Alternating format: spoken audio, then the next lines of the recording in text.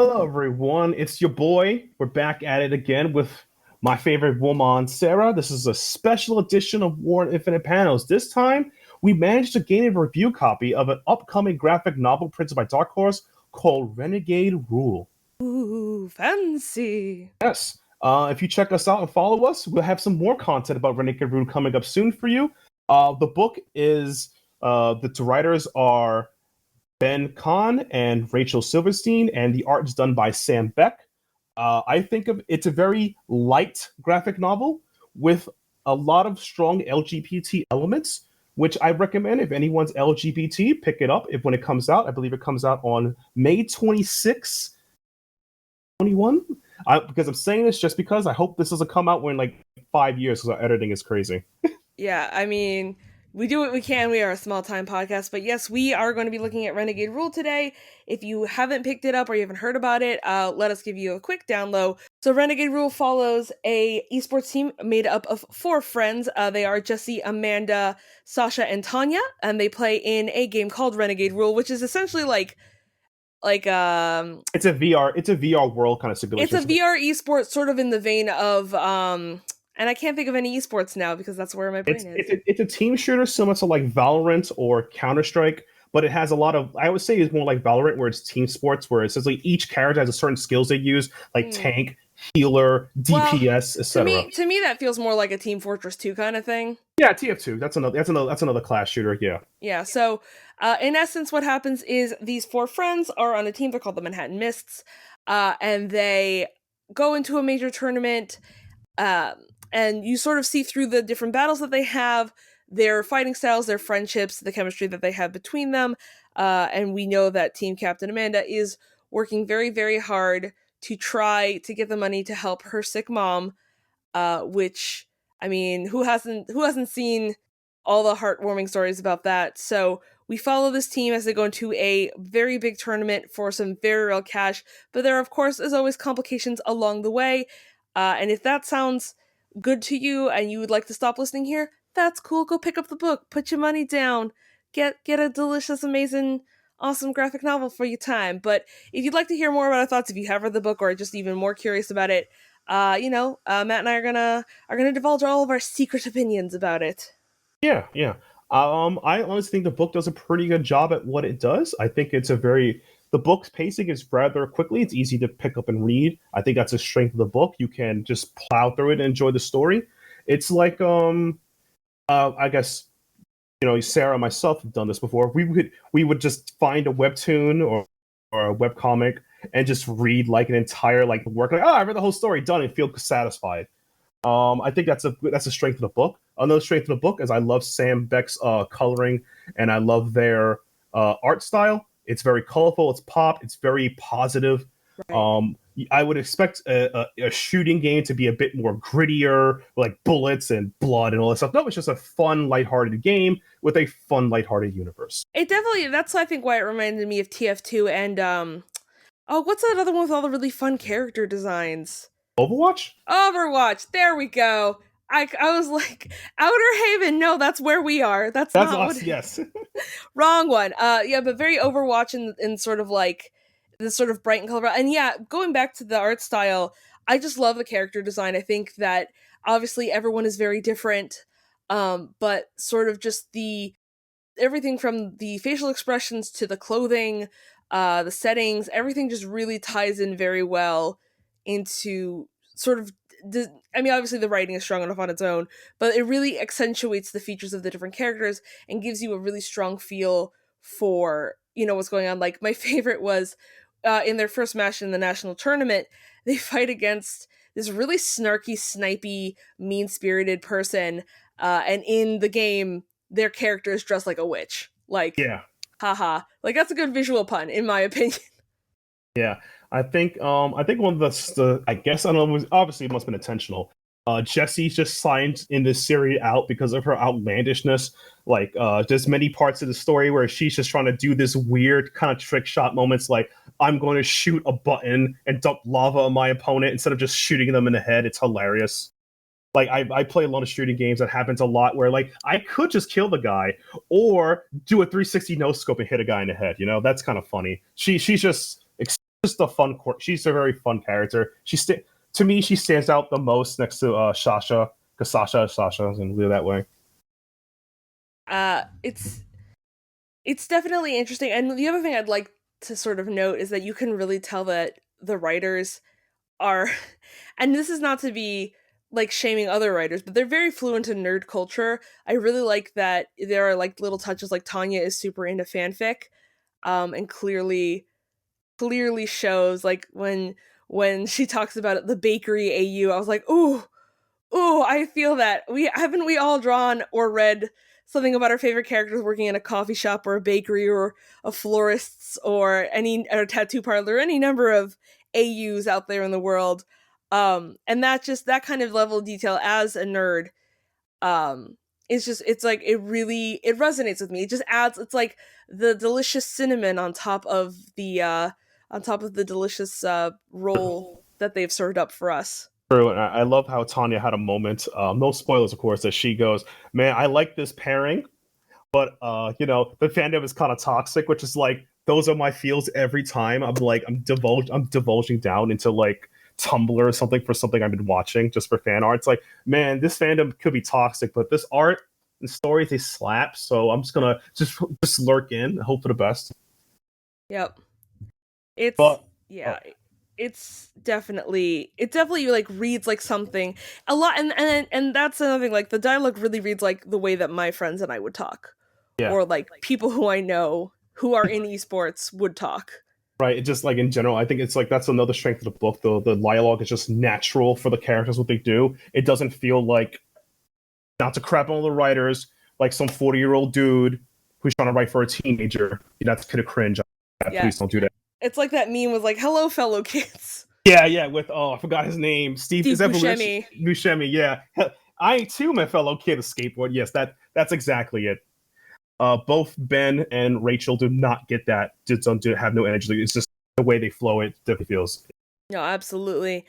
Um, and I think and really for me, the characters have great chemistry together as a friend group. There is like this one little part where there's like a doppelganger version of two of the characters, and I Yes. was like, I mean, I don't think this is foreshadowing or anything, but Yeah, it was hilarious. It's like, and then watching, I was like, wait, are they? Yeah, it's great.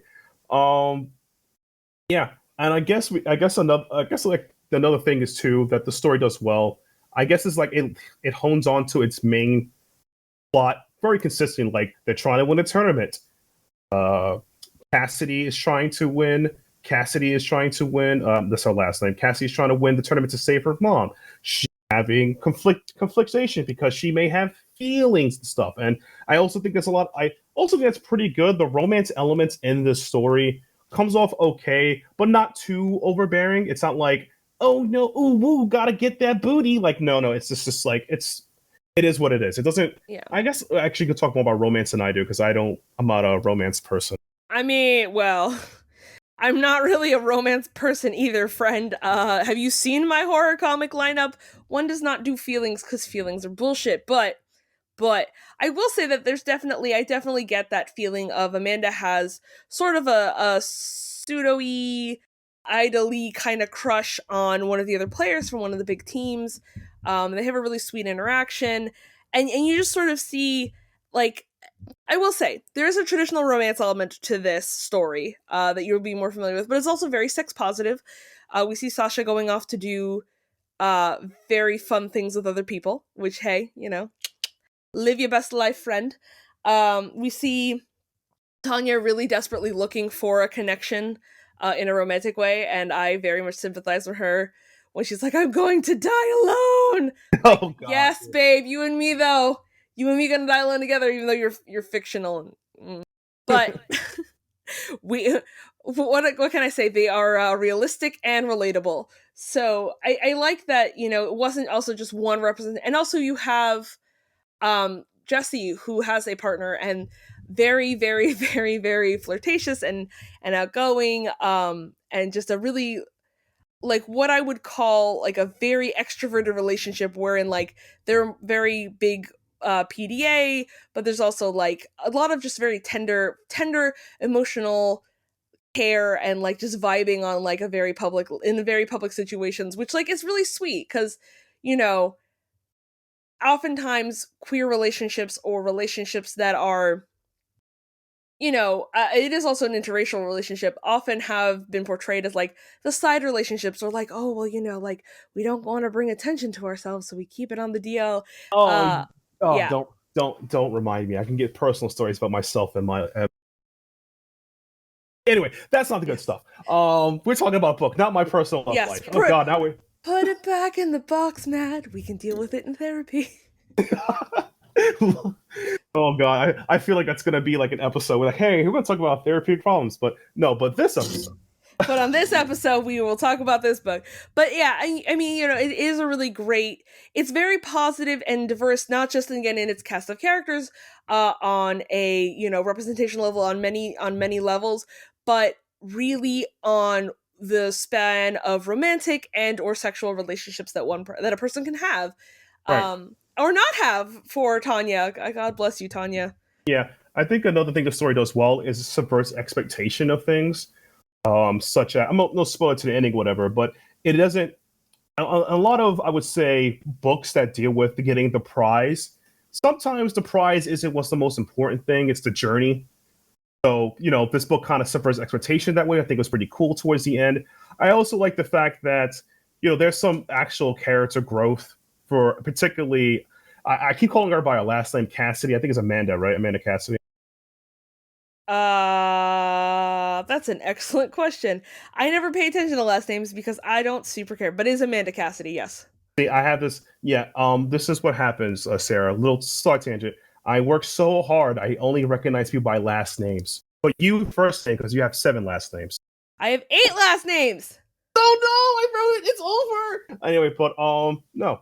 But honestly, though, this book does a really good job of doing that. It has great expectation. I would say the only flaw of the book is that it's a short read and kind of gives you a taste in your mouth. You crave for more because sometimes it's like there was a volume 2.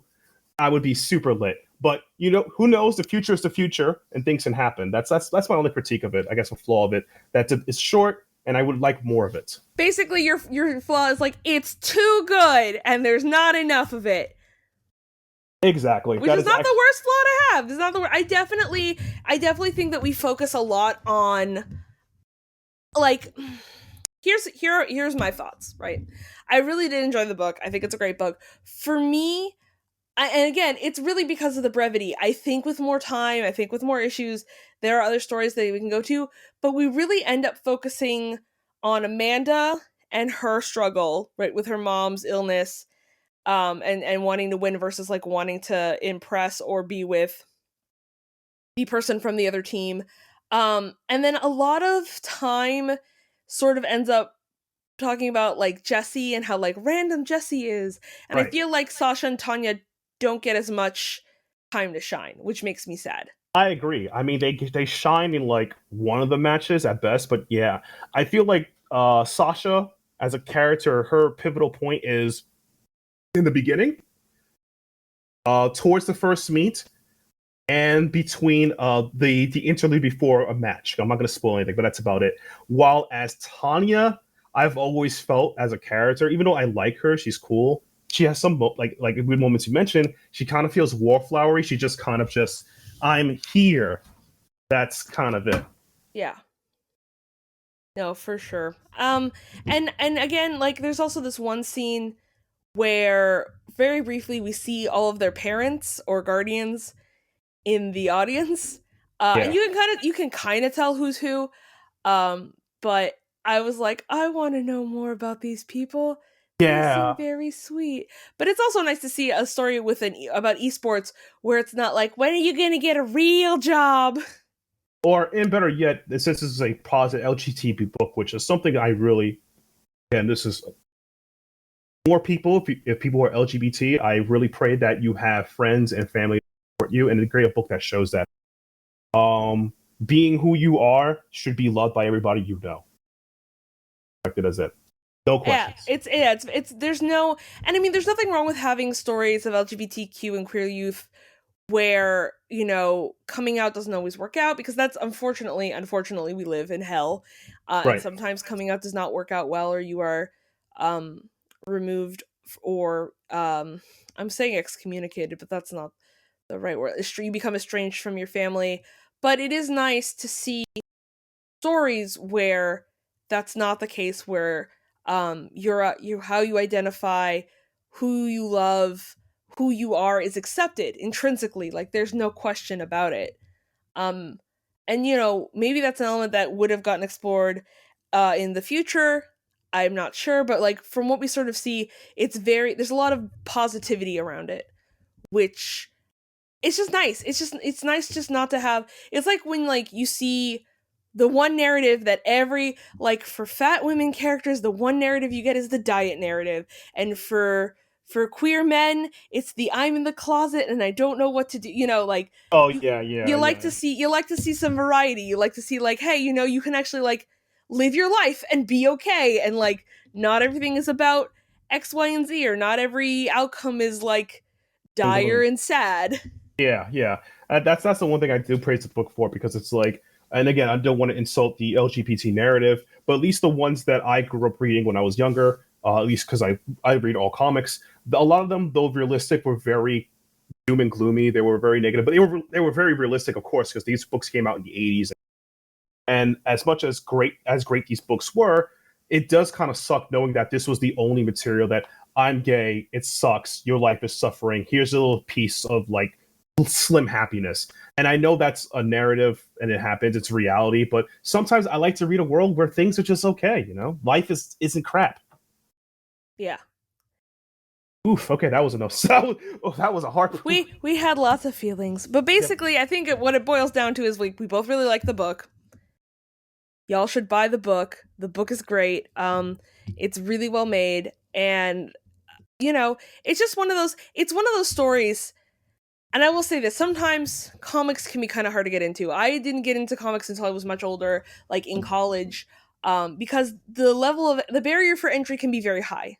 Yeah. If you don't I, know how to read a comic, if you don't know the lore behind like the main superheroes, it can be very daunting. And this is one of those books that I feel like is probably really good for like older teens, like 15 through 18, as a means of sort of seeing themselves in stories. I mean, obviously also older people, because the characters themselves are older, but sort of aspirational, yeah, yeah. but being sort of very easy to enter into. And also for older fans, whether they are comic fans or fans of esports or fans of any like fandom, nerddom, whatever you want to call it, because it very much is speaking a language that is something that they would be familiar with, and makes it easy to grasp and easy to come into without having like too much confusion.